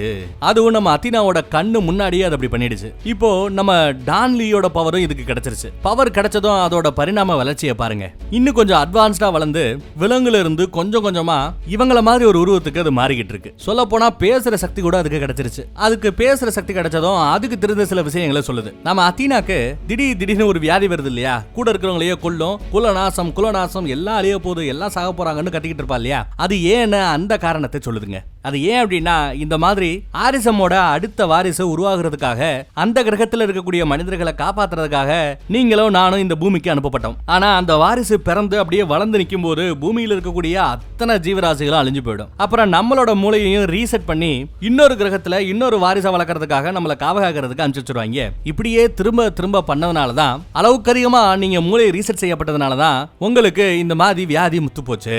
இதற்கெல்லாம் காரணம் அந்த ஆரிசம் தான். அது சொல்றத நீங்க ஏன் கேக்குறீங்க? அதை எதிர்த்து நம்ம போராடலாம் அப்படின்னு பேசிக்கிட்டு இருக்கும் போதே நம்ம இக்காரிஸ் அங்க வந்துருவாரு. தான் லேசர் பவரை பயன்படுத்தி அதை அடிச்சு விரட்டுவாரு. அது ஓடி போயிடும். அதுக்குள்ள அத்தீனா பின்னாடியே ஃபாலோ பண்ணி போக வேண்டாம், டான்லி சாக போறான்னு சொல்ல எல்லா பேரும் அப்படியே கூடுவாங்க. கொஞ்ச நேரத்துல நம்ம டான்லி அப்படியே தான் நண்பியோட மடியிலேயே செத்து புலமாயிராருங்க. பாவம். ஈமக்காரியம் கூட நம்ம மேனேஜர் தான் சான்ஸ்கிரிட் மொழியில பண்றாரு. அடுத்து அஸ்தியை கரைக்கிற பொறுப்பு நம்ம அத்தினாவோடது. அதையும் அவங்க செய்யறாங்க. இப்ப அவங்க என்ன யோசிக்கிறாங்கன்னா, மனித இனத்தை காப்பாற்றணும், இந்த உலகத்தை காப்பாற்றணும். அந்த ஹாரிசமை எதிர்த்து கூட இவங்க நிக்கிறதுக்கு முடிவு பண்ணிட்டாங்க. நீங்க ஒன்னு நோட் பண்ணலாம். இவங்க டீம்ல ஒரு கருப்பை ஒரு குண்டே இருப்பானே, அவனை காணமே நீங்க யோசிக்கலாம். அவனுக்கு ஒரு சின்ன பிளாஷ்பேக் இருக்குங்க. எப்ப தெரியுமா?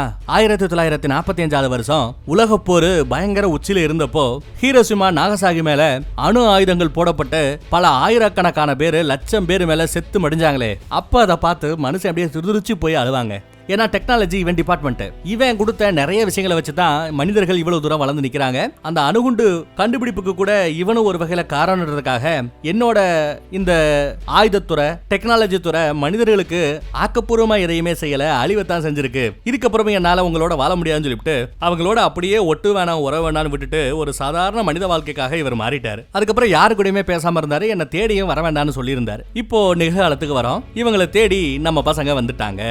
இங்க இவரு இன்னொரு கருப்பனை கல்யாணம் பண்ணி ஒரு குழந்தைய தத்தெடுத்து வளர்த்துக்கிட்டு இருக்காங்க. அப்புறம் நடந்த மேட்டர் எல்லாத்தையும் சொல்றாங்க. இவன் அதெல்லாம் முடியாது, நான் ஒரு சாதாரண மனித வாழ்க்கை வாழ்ந்துகிட்டு இருக்கேன், உங்களுக்கு உதவி எல்லாம் செய்ய முடியாது, டெக்னாலஜியை பயன்படுத்தி எனக்கு பல வருஷமாச்சு அப்படின்னு அடிச்சு விடுவேன். ஆனா இந்த வீடு முழுக்க புல்லட் ப்ரூஃப் ரேஞ்சுக்கு ஒரு பயங்கர டெக்னாலஜியை வச்சு தான் பிள்ளைய காப்பாத்துறதுக்காக செட் பண்ணி வச்சிருக்காரு. ஆனா இதெல்லாம் என்ன பிரயோஜனம்? ஏன்னா அந்த அடுத்த வாரிசு, அந்த விதை பிறந்து வளர ஆரம்பிச்சிருச்சுன்னா இந்த உலகம் அழிஞ்சிரும். இந்த உலகத்தோட சேர்ந்து உன் பிள்ளையும் அழிஞ்சிருவாப்ல. இவங்களை உன் குடும்பத்தை காப்பாற்றணும்னா நீ என் கூட வந்தே ஆகணும். ஆரிசமோட அடுத்த வாரிசோட பிறப்பை நம்ம தடுக்கணும் அப்படின்னு சொல்லி பேசி கன்வின்ஸ் பண்ணி அவரும் சரின்னு சொல்லிட்டு அவன் குடும்பத்துக்கு குட் பை சொல்லிட்டு கிளம்பிட்டாரு. இப்போ அவங்க எகிப்து நாட்டுக்கு வராங்க. இந்த எகிப்து நாட்டுல தான் இவங்களோட அந்த ஸ்பேஸ் ஷிப் இருக்குங்க. நம்ம மகாரி கூட இங்க தான் இருக்கா, ஸ்பீட் கேர்ள் இங்க தான் இருக்கா. அவளுக்கு பேச வராது, ஊமை, இருந்தாலும் அருமையா கம்யூனிகேட் பண்ணுவா. அவளுக்கு எல்லாத்தையும் சொல்லி புரிய வைக்கிறாங்க. அவளும் மனித இனத்தை காப்பாற்றணும் அப்படிங்கிற ஒரு முடிவுக்கு தான் வரா. அங்க நம்ம குண்டை ஒரு பவர்ஃபுல்லான ஏதோ ஒரு பிரேஸ்லெட்டை உருவாக்குறானா, யூனிமைண்ட்னு சொல்லுவாங்க. ஏன் அப்படின்னா இப்ப நீங்க யோசிக்கலாம், மைண்டை கண்ட்ரோல் பண்ணக்கூடிய சக்தி நம்ம பசங்கள ஒருத்தவன் அந்த ட்ரக் கிட்ட இருக்கு. அப்போ அந்த அடுத்த வாரிசையும் மைண்ட் கண்ட்ரோல் பண்ணலாமே அப்படின்னு பார்த்தா அந்த லெவலுக்கு எல்லாம் கிட்ட சக்தி கிடையாது, முடியாதுன்ட்டான். வாய்ப்பே இல்லை, அதெல்லாம் செய்ய வாய்ப்பே இல்லைன்ட்டான். அதே மாதிரி இவளாலையும் நம்ம செர்சியாலையும் ஏதோ ஒரு டிவியன்ட்டை மட்டும் மரமா மாத்த முடிஞ்சது. அதற்காக இப்ப பிறக்க போற அடுத்த வாரிசை ஒரு சிலையா மாத்த முடியுமா அப்படின்னு பார்த்தா தனியால அவளால செய்ய முடியாதான். எல்லாரும் சேர்ந்தா மேபி வாய்ப்பு இருக்கு.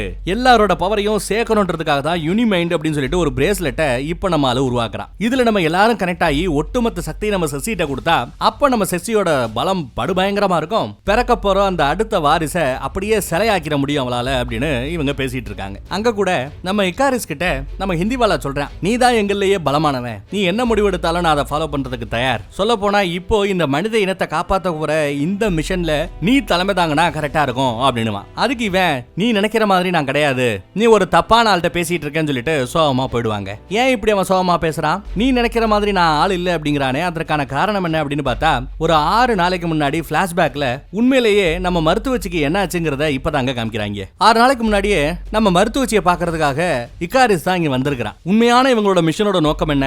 அந்த அடுத்த வாரிசை வளர்த்தெடுத்து எடுத்துட்டு போறதுதான். அதற்காக தான் அவங்க வந்திருக்காங்கன்ற உண்மை நம்ம இக்காரிஸுக்கு முன்னாடியே தெரியுங்க. ஆனாலும் யார்ட்டையும் சொல்லாம மறைச்சிருப்பேன். அந்த நாள் என்னைக்கு அப்படின்னு ரொம்ப ஆர்வத்தோட கேட்கறதுக்காக தான் நம்ம மருத்துவச்சிட்ட பேசுறதுக்கே அவன் வந்தான். ஆனா வந்த இடத்துல பேசினதுக்கு அப்புறம் தான் தெரியுது நம்ம மருத்துவச்சி அஜாக்கோட நினைப்பு நினைப்பு இப்ப வேற மாதிரி இருக்குங்க. அந்த அடுத்த வாரிசை வளர விடாம தடுத்து நிப்பாட்டி இந்த பூமியை காப்பாத்தணும்னு அவங்க பேச ஆரம்பிக்கிறாங்க. இதை கேட்டது இவனுக்கு செம ஷாக்கு. ஏன்னா இவன் ரொம்பவே லாயலானவன். யாருக்கு? அந்த ஆரிசம்ங்கிற இனத்துக்கு அவனுக்கு ரொம்ப லாயலானவன். அவன் என்ன சொல்றான்னா, நீ இந்த பூமியை காப்பாத்தணும்னு நினைக்கிற, ஆனா இந்த பூமியை அழிச்சு இப்ப பிறக்க போற அந்த அடுத்த வாரிசு இன்னும் இதே மாதிரி எவ்வளவோ கிரகங்களை உருவாக்குவாப்ல.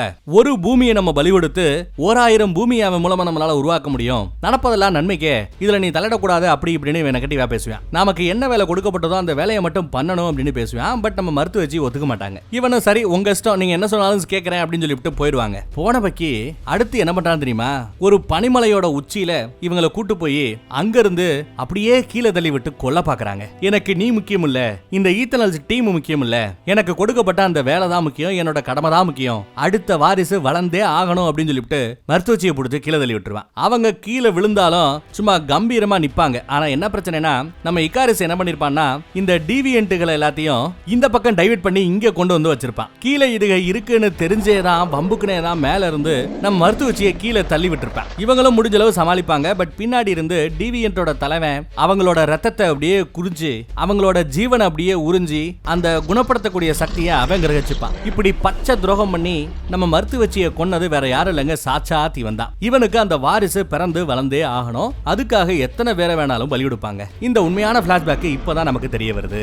அதுக்குள்ள அந்த டிவியன் தலைவன் அதோட சக்தியை இன்னும் அதுக்கு கீழே இருக்கிற மித்த விலங்குகளுக்கு பிரிச்சு கொடுத்து இன்னும் அதுகளை பரிணாம வளர்ச்சியில ஒரு ஸ்டேஜுக்கு கொண்டு வந்துருச்சு. அது கிட்ட இருந்து செத்து பொணமான அந்த பாடியை தான் கொண்டு வந்து பாலைவனத்துக்கு நடுவுல ஒண்ணுமே தெரியாத மாதிரி வச்சுட்டு போயிருப்பாங்க. பாவி பய. இவன் இப்படி சோகமா தெரியறத பார்த்துட்டு அந்த பழைய பொண்டாட்டி இவன் உசுர் குசுரா ஒரு காலத்துல லவ் பண்ணவ செர்சி வந்து பேசுவா. ஏன் அப்படி சோகமா இருக்க, என்ன எதுன்னு விசாரிப்பா. இங்கே எனக்கு இதெல்லாம் கவலை இல்லை, எனக்கு ஒரே ஒரு கவலை என்ன தெரியுமா, என் மெமரி மட்டும் அழியாம இருந்தா நான் சந்தோஷப்படுவேன். ஏன்னா அந்த மெமரியில நீ இருக்கிற உன்னோட நினைவுகளை நான் இழக்க விரும்பல அப்படின்னு சொல்லிட்டு வருத்தப்பட்டுக்கிட்டு இருப்பான். அதே சமயம் ஒரு அலார் அடிக்குது. என்னன்னு வந்து பாக்குறாங்க. வந்து பார்த்தா நம்ம குண்டேன் சொல்றான், அந்த விதை எங்க இருக்கு, அந்த அடுத்த வாரிசு எங்க இருந்து பிறக்க போகுது அப்படிங்கிறது எனக்கு தெரியும், என்னால அதை உணர முடியுது அப்படின்னு சொல்லிட்டு, இருந்தாலும் நேர்ல போய் அதை கண்டுபிடிக்கணுமா அந்த இடம் என்னங்கறத. அந்த பொறுப்பை நம்ம ஸ்பீடு கேர்ள்கிட்ட கொடுக்குறாங்க, மக்காரிட்ட கொடுக்குறாங்க. அவ சும்மா படு வேகமா பறந்து போவா, சரி ஓடுவா. அவ்வளவு வேகமா அவளால ஓட முடியும். அதுவும் கையில வந்து ஒரு டிராக்கிங் டிவைஸ் அவன் கொடுத்திருப்பான். அந்த டிவைஸ் எடுத்துக்கிட்டு தாங்க ஓடுறா. பார்த்தா கடலுக்கு மத்தியில ஒரு எரிமலை, அந்த எரிமலைக்குள்ள இருந்துதான் அந்த அடுத்த வாரிசு பிறக்க போகுதுங்கிற உண்மையை கண்டுபிடிச்சு வந்து இவங்க கிட்ட சொல்லுவா. அதுக்குள்ள இந்த பக்கத்துல நம்ம எக்காரிஸ் பார்த்தா அவனோட யூனிஃபார்ம் எல்லாம் போட்டு தாக்குதலுக்கு தயாராகிட்டு இருக்கான். என்னடா பண்ற, என்னடா நடக்குதுங்க, எதுக்கு நீ முன்னாடி யூனிஃபார்ம் போடுற அப்படின்னு நம்ம செர்சி விசாரிச்சா அப்பதான் அந்த உண்மையை சொல்றான். இவ்வளவு நேரம் இவங்க கூட இவங்களோட பிளானுக்கு ஒத்து போற மாதிரி இவன் நடிச்சுக்கிட்டு இருந்ததுக்கான காரணம் என்ன தெரியுமா, அந்த அடுத்த வாரிசு எங்க பிறக்க போகுது அப்படின்னு தெரிஞ்சுக்கிறதுக்காக தான். அதை தெரிஞ்சுக்கிட்ட அடுத்த செகண்ட் இவனோட சுயரூபத்தை காமிக்க ஆரம்பிச்சிட்டான். இவங்க உருவாக்கணும்னு நினைக்கிற அந்த யூனிமைண்டுங்கிற அந்த பிரேஸ்லெட்டை பத்தி அந்த பிளானுகளா நல்லா இருக்கும், அதை எல்லாத்தையும் அடிச்சு நொறுக்கிறாங்க. டேய் என்னடா பண்ற அப்படின்னு கேட்டா, நமக்கு கொடுக்கப்பட்ட வேலையை தான் நம்ம செய்யணும், அதை விட்டு நம்மள படைச்சவங்களையே எதிர்த்து நீங்க புரட்சி பண்ண போறீங்களா, ஒரு காலம் அதை நான் ஒத்துக்க மாட்டேன் அப்படின்னும் எல்லாத்தையும் தாண்டி அந்த மருத்துவச்சியை கொன்னது கூட இவன் தான் அப்படின்னு சொன்னதும் மத்த எல்லாருக்கும் இவன் மேல பயங்கர கோவம் வரும். எல்லா பேரும் அப்படியே துடிதுடிச்சு போயிடுவாங்க. இப்படி இவங்க பேசிட்டு இருக்கிற சமயம் பார்த்து நம்ம ஸ்பீடு கேர்ள் இங்க வந்து நிப்பா. அந்த அடுத்த வாரிசு பிறக்க போற இடம் எனக்கு தெரியும்னு சொன்ன செகண்ட்லயே அவளை கொல்றதுக்காக இவன் நம்ம இக்காரிஸ் அந்த லேசர் பவரை அப்படியே அனுப்பிச்சுடுவாங்க. நல்ல வேலை நடுவுல நம்ம ஹிந்தி வாழ புகுந்து ஷோல்டர்ல அடி வாங்கி அவளை காப்பாத்திருப்பான். இங்க இருந்து உடனே தப்பிச்சு போ அப்படின்னு சொல்ல படு வேகமா அவங்க வந்து ஓடி போயிடுவாங்க. இவன் அந்த வாரிசு உருவாகிறத தடுக்கிறது யாரா இருந்தாலும் எல்லாரையும் கொல்றதுக்கு தயாராயிட்டான். இவனை எதிர்க்கிறதுக்கு நம்ம பசங்களும் ரெடி ஆயிட்டாங்க. நீங்க எல்லா பேரும் ஒண்ணு சேர்ந்தா கூட ஏன் சக்திக்கு நிகராக மாட்டீங்க அப்படின்னு கூட நம்ம இக்காரிஸ் சொல்லி பாப்பாங்க. செர்சியை பாப்பா, செர்சி அழுதுகிட்டு எந்த முடிவும் சொல்லாம இருப்பா. ஆனா அப்போ அந்த சின்ன பொண்ணு ஸ்ப்ரைட் இருக்கால, அவ இக்காரிஸ ஒன் சைடா லவ் பண்ண பொண்ணு, அவ வரா. நானும் உன் கூட வரேன் அப்படின்னு சொல்லிட்டு இக்காரிஸ் கூட அந்த பொடி பொண்ணு சேர்ந்துக்கிறாங்க. இப்ப அடுத்து என்ன பண்றது அப்படின்னு தெரியாம அவங்க முழிப்பாங்க. அவங்க ரெண்டு பேரும் இங்க தப்பிச்சு போயிடுறாங்க. எங்க போறாங்க, அந்த அடுத்த வாரிசு பிறக்க போற அந்த இடத்துக்கு போறாங்க. இவங்க ஏதாவது குட்டிகளாட்டா பண்ணா அதை தடுக்கிறதுக்கு அவங்க தயாரா இருப்பாங்க. இவங்களுக்கு தன்னம்பிக்கையே இல்ல. எல்லா பேரும் ஒண்ணு சேர்ந்தா கூட இக்காரிஸோட பவருக்கு நம்ம ஈடின கிடையாது அப்படின்னு பேசிட்டு இருப்பாங்க. எல்லாம் முடிஞ்சு போச்சுன்னு சொல்லிட்டு அழுதுகிட்டு இருப்பாங்க. அப்பதான் நம்ம குண்டை நம்ம எல்லாரோட சக்தியை ஒன்றிணைக்கலாம், இனிமேனு ஒரு பிரேஸ்லெட்டை நான் மறுபடியும் படு வேகமா உருவாக்குறேன், அதன் மூலமா நம்ம ஒன்றிணைவோம், ஏற்கனவே பிளான் பண்ணபடி நீயே அந்த அடுத்த வாரிசை சிலையாக்கிடு அப்படின்னு சொல்லி பேசி அதை ரெடி பண்ணிக்கிட்டு இருக்காங்க. போருக்கும் தயாராயிட்டு இருக்காங்க. சோ ஆளுக்கு அந்த பிரேஸ்லெட் மாதிரி ஒண்ணா மாட்டிக்கிட்டாங்க. எல்லா பேரும் கனெக்ட் ஆக போறாங்க. அந்த அடுத்த வாரிசு பிறக்க போற அந்த இடத்துக்கு வந்து அவங்க அப்படியே ஒன்னா கனெக்ட் ஆகணும்னு முயற்சி பண்ணுவாங்க பாருங்க. அதை தடுக்கிறதுக்காக இக்காரிஸ் இந்த பக்கம் வருவான். இக்காரிஸை சமாளிக்கிற பொறுப்பு நம்ம அத்தீனாக்கு கொடுக்கப்பட்டிருக்கோம். அவளும் முடிஞ்ச அளவு சமாளிச்சுக்கிட்டு இருப்பா. அப்போ அவளும் ஏதோ ஒரு பவர்ல கனெக்ட் ஆகிற மாதிரி தெரிய நம்மள டைவர்ட் பண்ணிட்டு ஏதோ ஒரு மேட்டர் நடக்குதுடா அப்படின்னு புரிஞ்சுக்கிட்டு இக்காரிஸ் படு வேகமா இந்த பக்கத்துல பறந்து வருவாங்க. எல்லா பேரும் ஒரு இடத்துல ஒன்றுநேரத அவன் பாக்குறான். சும்மா இருப்பானா?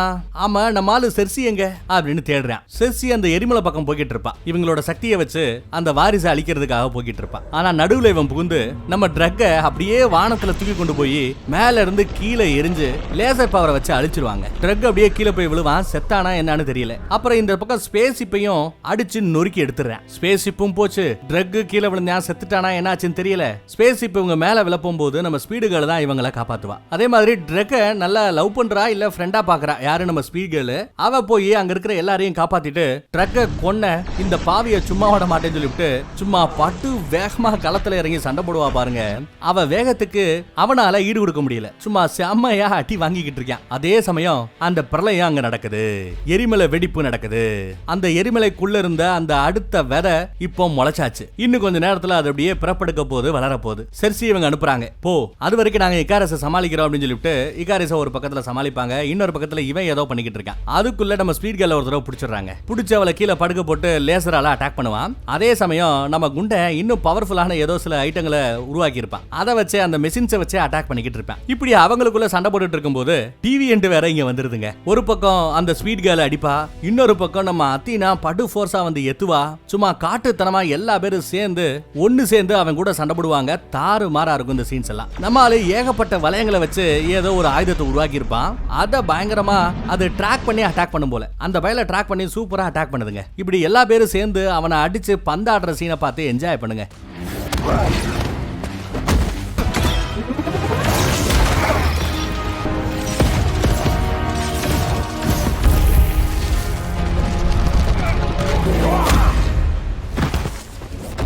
அந்த கேப்ல தான் நம்ம டிவியன்ட் வேற உள்ள புகுந்துருது.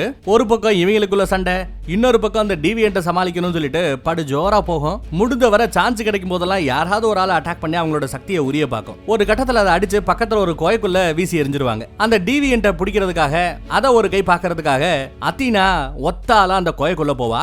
அதே சமயம் செர்சி எங்கடா அப்படின்னு விசாரிப்பேன் இகாரிஸ். செர்சியை நீங்க கொஞ்சம் பலவீனமா இட போட்ட, அவ ஆல்ரெடி அந்த வாரிசை ஒரு கை பார்க்கறதுக்காக போயிட்டான்னு சொல்ல உடனே இவன் வாரிசை காப்பாத்துறதுக்காக பறந்து போக பார்ப்பான். அப்ப இவங்க ஆல்ரெடி ஒரு டிராப்பை செட் பண்ணிருப்பாங்க. அந்த டிராப்புக்குள்ள வந்து மாட்டிப்பான். அவனை நகரவே விடாத மாதிரி ஏகப்பட்ட வளையங்களை போட்டு நம்ம குண்டை அப்படியே மடச்சு பூமியோட பூமியா தரையோட தரையா பிடிச்சு வச்சுக்கிட்டான். குகைக்குள்ள பார்த்தா தண்ணியால நம்ம இகாரிஸ் அந்த டிவியன்ட் கூட சண்டை போட்டுக்கிட்டு இருக்காங்க. செர்சி பார்த்தா மலையை நோக்கி போய்கிட்டு இருப்பா. அப்படி போயிட்டு இருக்கும்போது அந்த மருத்துவ வச்சு எதுக்கு வந்து பேசுற மாதிரி இவளுக்கு ஒரு பிரம்ம தெரியும். என்னடா அப்படின்னா அந்த பொடி பொண்ணு ஸ்பிரைட் அவதாங்க இந்த பிரமையை உருவாக்கி பின்னாடி இருந்து நம்ம செர்சியோட முதுகுல குத்திடுவா. இவ இதை ஏன் பண்றா தெரியுமா? பொறாமையில பண்றா. ஏன்னா இவனுக்கு கிடைக்காத அந்த காதல்ங்கிறது இவளுக்கு 2 தடவை கிடைச்சிருந்தது. இகாரிஸ இவ ஒன் சைடா காதலிச்சா, பட் அவ கல்யாணமே பண்ணிக்கிட்டா. அடுத்து ஜான்சனோவை வேற இப்ப லவ் பண்ணிக்கிட்டு இருக்கா இல்லையா? இதெல்லாம் பார்த்து அந்த பொறாமையில இப்படி அவ பண்ணிட்டாங்க. ஒரு எரிமலை இருந்த இடத்துல ஏகப்பட்ட எரிமைகளை உருவாக்கி இன்னும் பிரம்மைய கூட்டி விடுறா. இவங்களோட இந்த மிஷனை தடுக்க பாக்குறா. எல்லாம் முடிஞ்சு போச்சு அப்படின்னு பேசிட்டு இருக்கும்போது பின்னாடியே தலையில ஓங்கி ஒரு அடி அடிச்சு அவளை மயக்கமடைய வச்சிருவான். யாரு? நம்ம ட்ரக். இவ இன்னும் சாகலங்க, உசுரோட தான் இருக்கான். போ, நீ போய் என்னன்னு பாரு, நான் ஒரு கை இவங்களை பாக்குறேன்னு சொல்லிவிட்டு ட்ரக் அவளை அனுப்பி வைக்க அவளும் போவா. அதுக்குள்ள அந்த குகைக்குள்ள பாத்தீங்கன்னா இவங்க 2 பேரும் சும்மா மாறி மாறி அடிச்சுப்பாங்க. அருமையா சண்டை போட்டுக்கிட்டு இருப்பாங்க. அத்தீனாவை சும்மா இறப்பட முடியாதுங்க, தாறு மாற அடிச்சுக்கிட்டு இருப்பா. அப்போ நம்ம டான் லீ இருக்கான் இல்லையா, இவளோட நண்பன், அவனோட பேரை சொல்லி இவளை லைட்டா அப்படியே குழப்ப பார்க்கும். சொல்ல போனா டான் லீயோட ஜீவ சக்தியை உறிஞ்சி இருக்கும். சோ இவனோட உடம்புக்குள்ளயும் டான் லீயோட சக்தி இருக்கும் இல்லையா, அவனோட குரல்ல நம்ம டான் லீ குண்டனோட குரல்லையே அப்படியே அது பேச ஆரம்பிக்கும். அந்த வாய்ஸை கேட்டதுமே இவ அப்படியே வெள்ளை கண்ணுக்கு மாறிடுவாங்க. தான் நண்பன் தான் பேசுறதா தப்பா நினைச்சிட்டு அப்படியே அவ டைவர்ட் ஆயிடுவா. நான் தான் உன் நண்பன், நீ அந்த வியாதிக்குள்ள உட்பட்டு போயிடாத, சகஜ நிலைமைக்கு திரும்ப, எப்பவும் போல என் கையை பிடிச்சுக்கோ அப்படின்னு கைகோர்த்து நிப்பாங்க. அப்படி கை கோர்த்துக்கிட்டு இருக்கும் போதே அப்படியே அலாக்கா தூக்கி அப்படியே அந்த பிரம்மையில வச்சு இவளோட ஜீவ சக்தியையும் உருகணும்னு சொல்லிட்டு அது முடிவு பண்ணிடுச்சு. இவளோட கைய பின்னாடி கட்டி போட்டுட்டு இவளோட சக்தியையும் உரிய பார்க்கும் பாருங்க.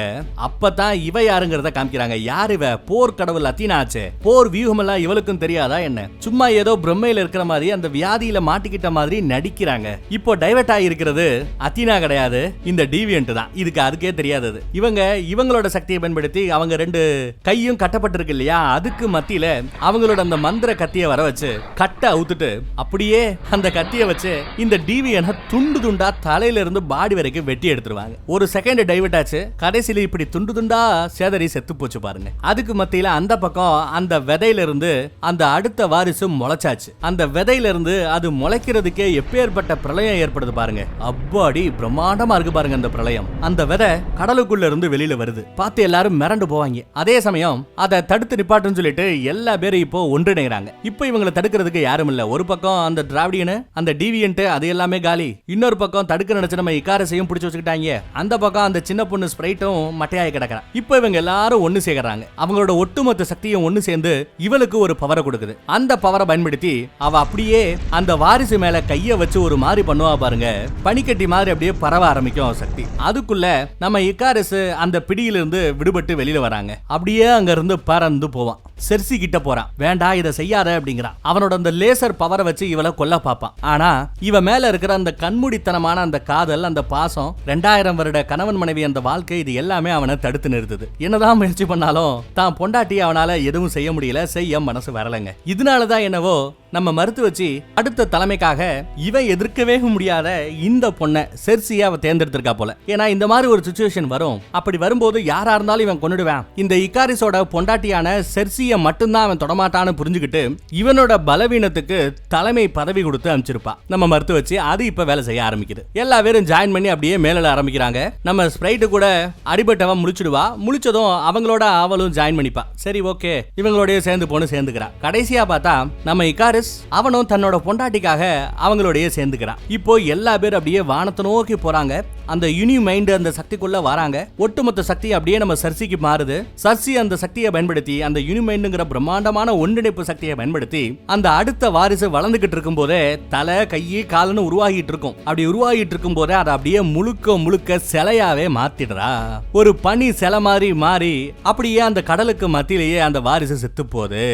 ஒரு வழியா இவங்களை படைச்ச அந்த இனத்தை சேர்ந்த அந்த வாரிசையே இவங்க அழிச்சிட்டாங்க. எப்பேற்பட்ட விஷயம் பாருங்க. ஆனா இக்காரிஸ் இதுக்கப்புறமே என்னால இங்க இருக்க முடியாது, உங்க கூட வாழ முடியாது, நான் வந்த இடத்துக்கே திரும்ப போறேன்னு சொல்லிவிட்டு அவனுக்கு தான் பறக்கிற சக்தி இருக்கே, அவ அடுக்க பறந்து போறான். அவன் வந்த இடத்தை நோக்கி பறந்து போறான். அவன் வந்த இடத்தை நோக்கி பறந்து போறானா இல்ல வம்புக்குனே சூரியனை நோக்கி போறானான்னு ஒரு டவுட். ஏன்னா சூரிய சக்தியை நெருங்கி போற மாதிரி தெரியுது. அந்த நெருப்பு பந்துல அந்த நெருப்புக்கு மத்தியில இவன் மாட்டிக்கிற மாதிரி வேற காமிக்கிறாங்க. ஒருவேளை தன்னால முடியல அப்படின்னு நினைச்சிட்டு சூசைட் பண்ணிக்கிறதுக்காக இக்காரிஸ் முயற்சி பண்ற மாதிரியும் தெரியுது.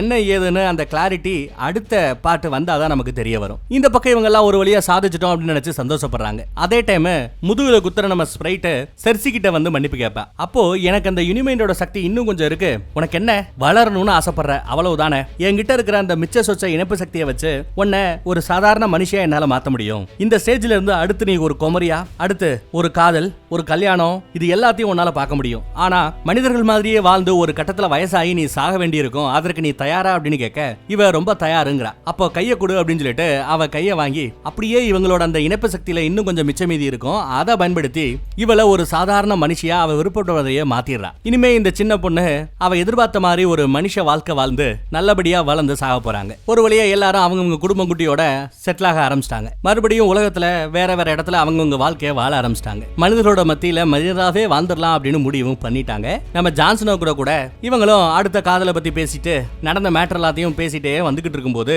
திடீர்னு வானத்துல ஒரு பிரளயம் மாதிரி ஒண்ணு ஏற்படும். என்னடா அப்படின்னு பார்த்தா தன்னோட வாரிசை கொன்னதுனால அந்த ஆரிசம் சும்மா இருக்குமா, சூரியனையே படைச்சாலு சும்மா விடுவாப்லையா, அவரு இங்க வந்துட்டாப்ல. பாருங்க பூமி லெவலுக்கு எவ்வளவு பெருசா இருக்குன்னு பாருங்க. பூமியில வேற வேற இடத்துல இருந்தவங்க எல்லா பேரையும் அப்படியே ஒரு வளையத்தை போட்டு கொக்கிய தூக்குற மாதிரி தூக்கி ஆகாயத்துக்கு கொண்டு வந்தாச்சு. எனக்கே துரோகம் பண்ணிட்டீங்களா, உங்க எல்லாருக்கும் இருக்கு, அடுத்து நான் வருவேன், அன்னைக்கு உங்களுக்கு இருக்கு, அதுவரை நான் என்னைக்குடா வருவேன் அப்படின்னு உங்களோட மரணத்தை எதிர்நோக்கி காத்துக்கிட்டு இருங்க அப்படின்னு மட்டும் ஒரு எச்சரிக்கையை கொடுத்துட்டு அவரோட அந்த அசரீரி அங்க இருந்து போயிடுது. இவங்க எல்லாம் மிரண்டு போவாங்க. ஜான்ஸ்னோவோட கண்ணு முன்னாடியே அவனோட காதலி நம்ம செர்சி வானத்துல அப்படியே பிடிச்சு ஈர்க்கப்பட்டா. அடுத்து அவங்களுக்கு என்னாச்சு, சொன்ன மாதிரியே அந்த ஜட்ஜ்மெண்ட் நாள் அன்னைக்கு இந்த ஆரிசம் பூமிக்கு வருமா, தான் வாரிசோட சாவுக்கு காரணமான இவங்க எல்லாத்தையும் ஒரு கை பாக்குமா, கூடவே எந்த மனிதர்களுக்காக இவங்க இதெல்லாம் பண்ணாங்களோ அந்த மனிதர்கள் மேலையும் பழி வாங்குற அந்த படலம் தொடருமா, என்ன ஆகுங்கிறத அடுத்த பாட்டு வரும்போது கண்டிப்பா பார்ப்போம். தேங்க்யூ.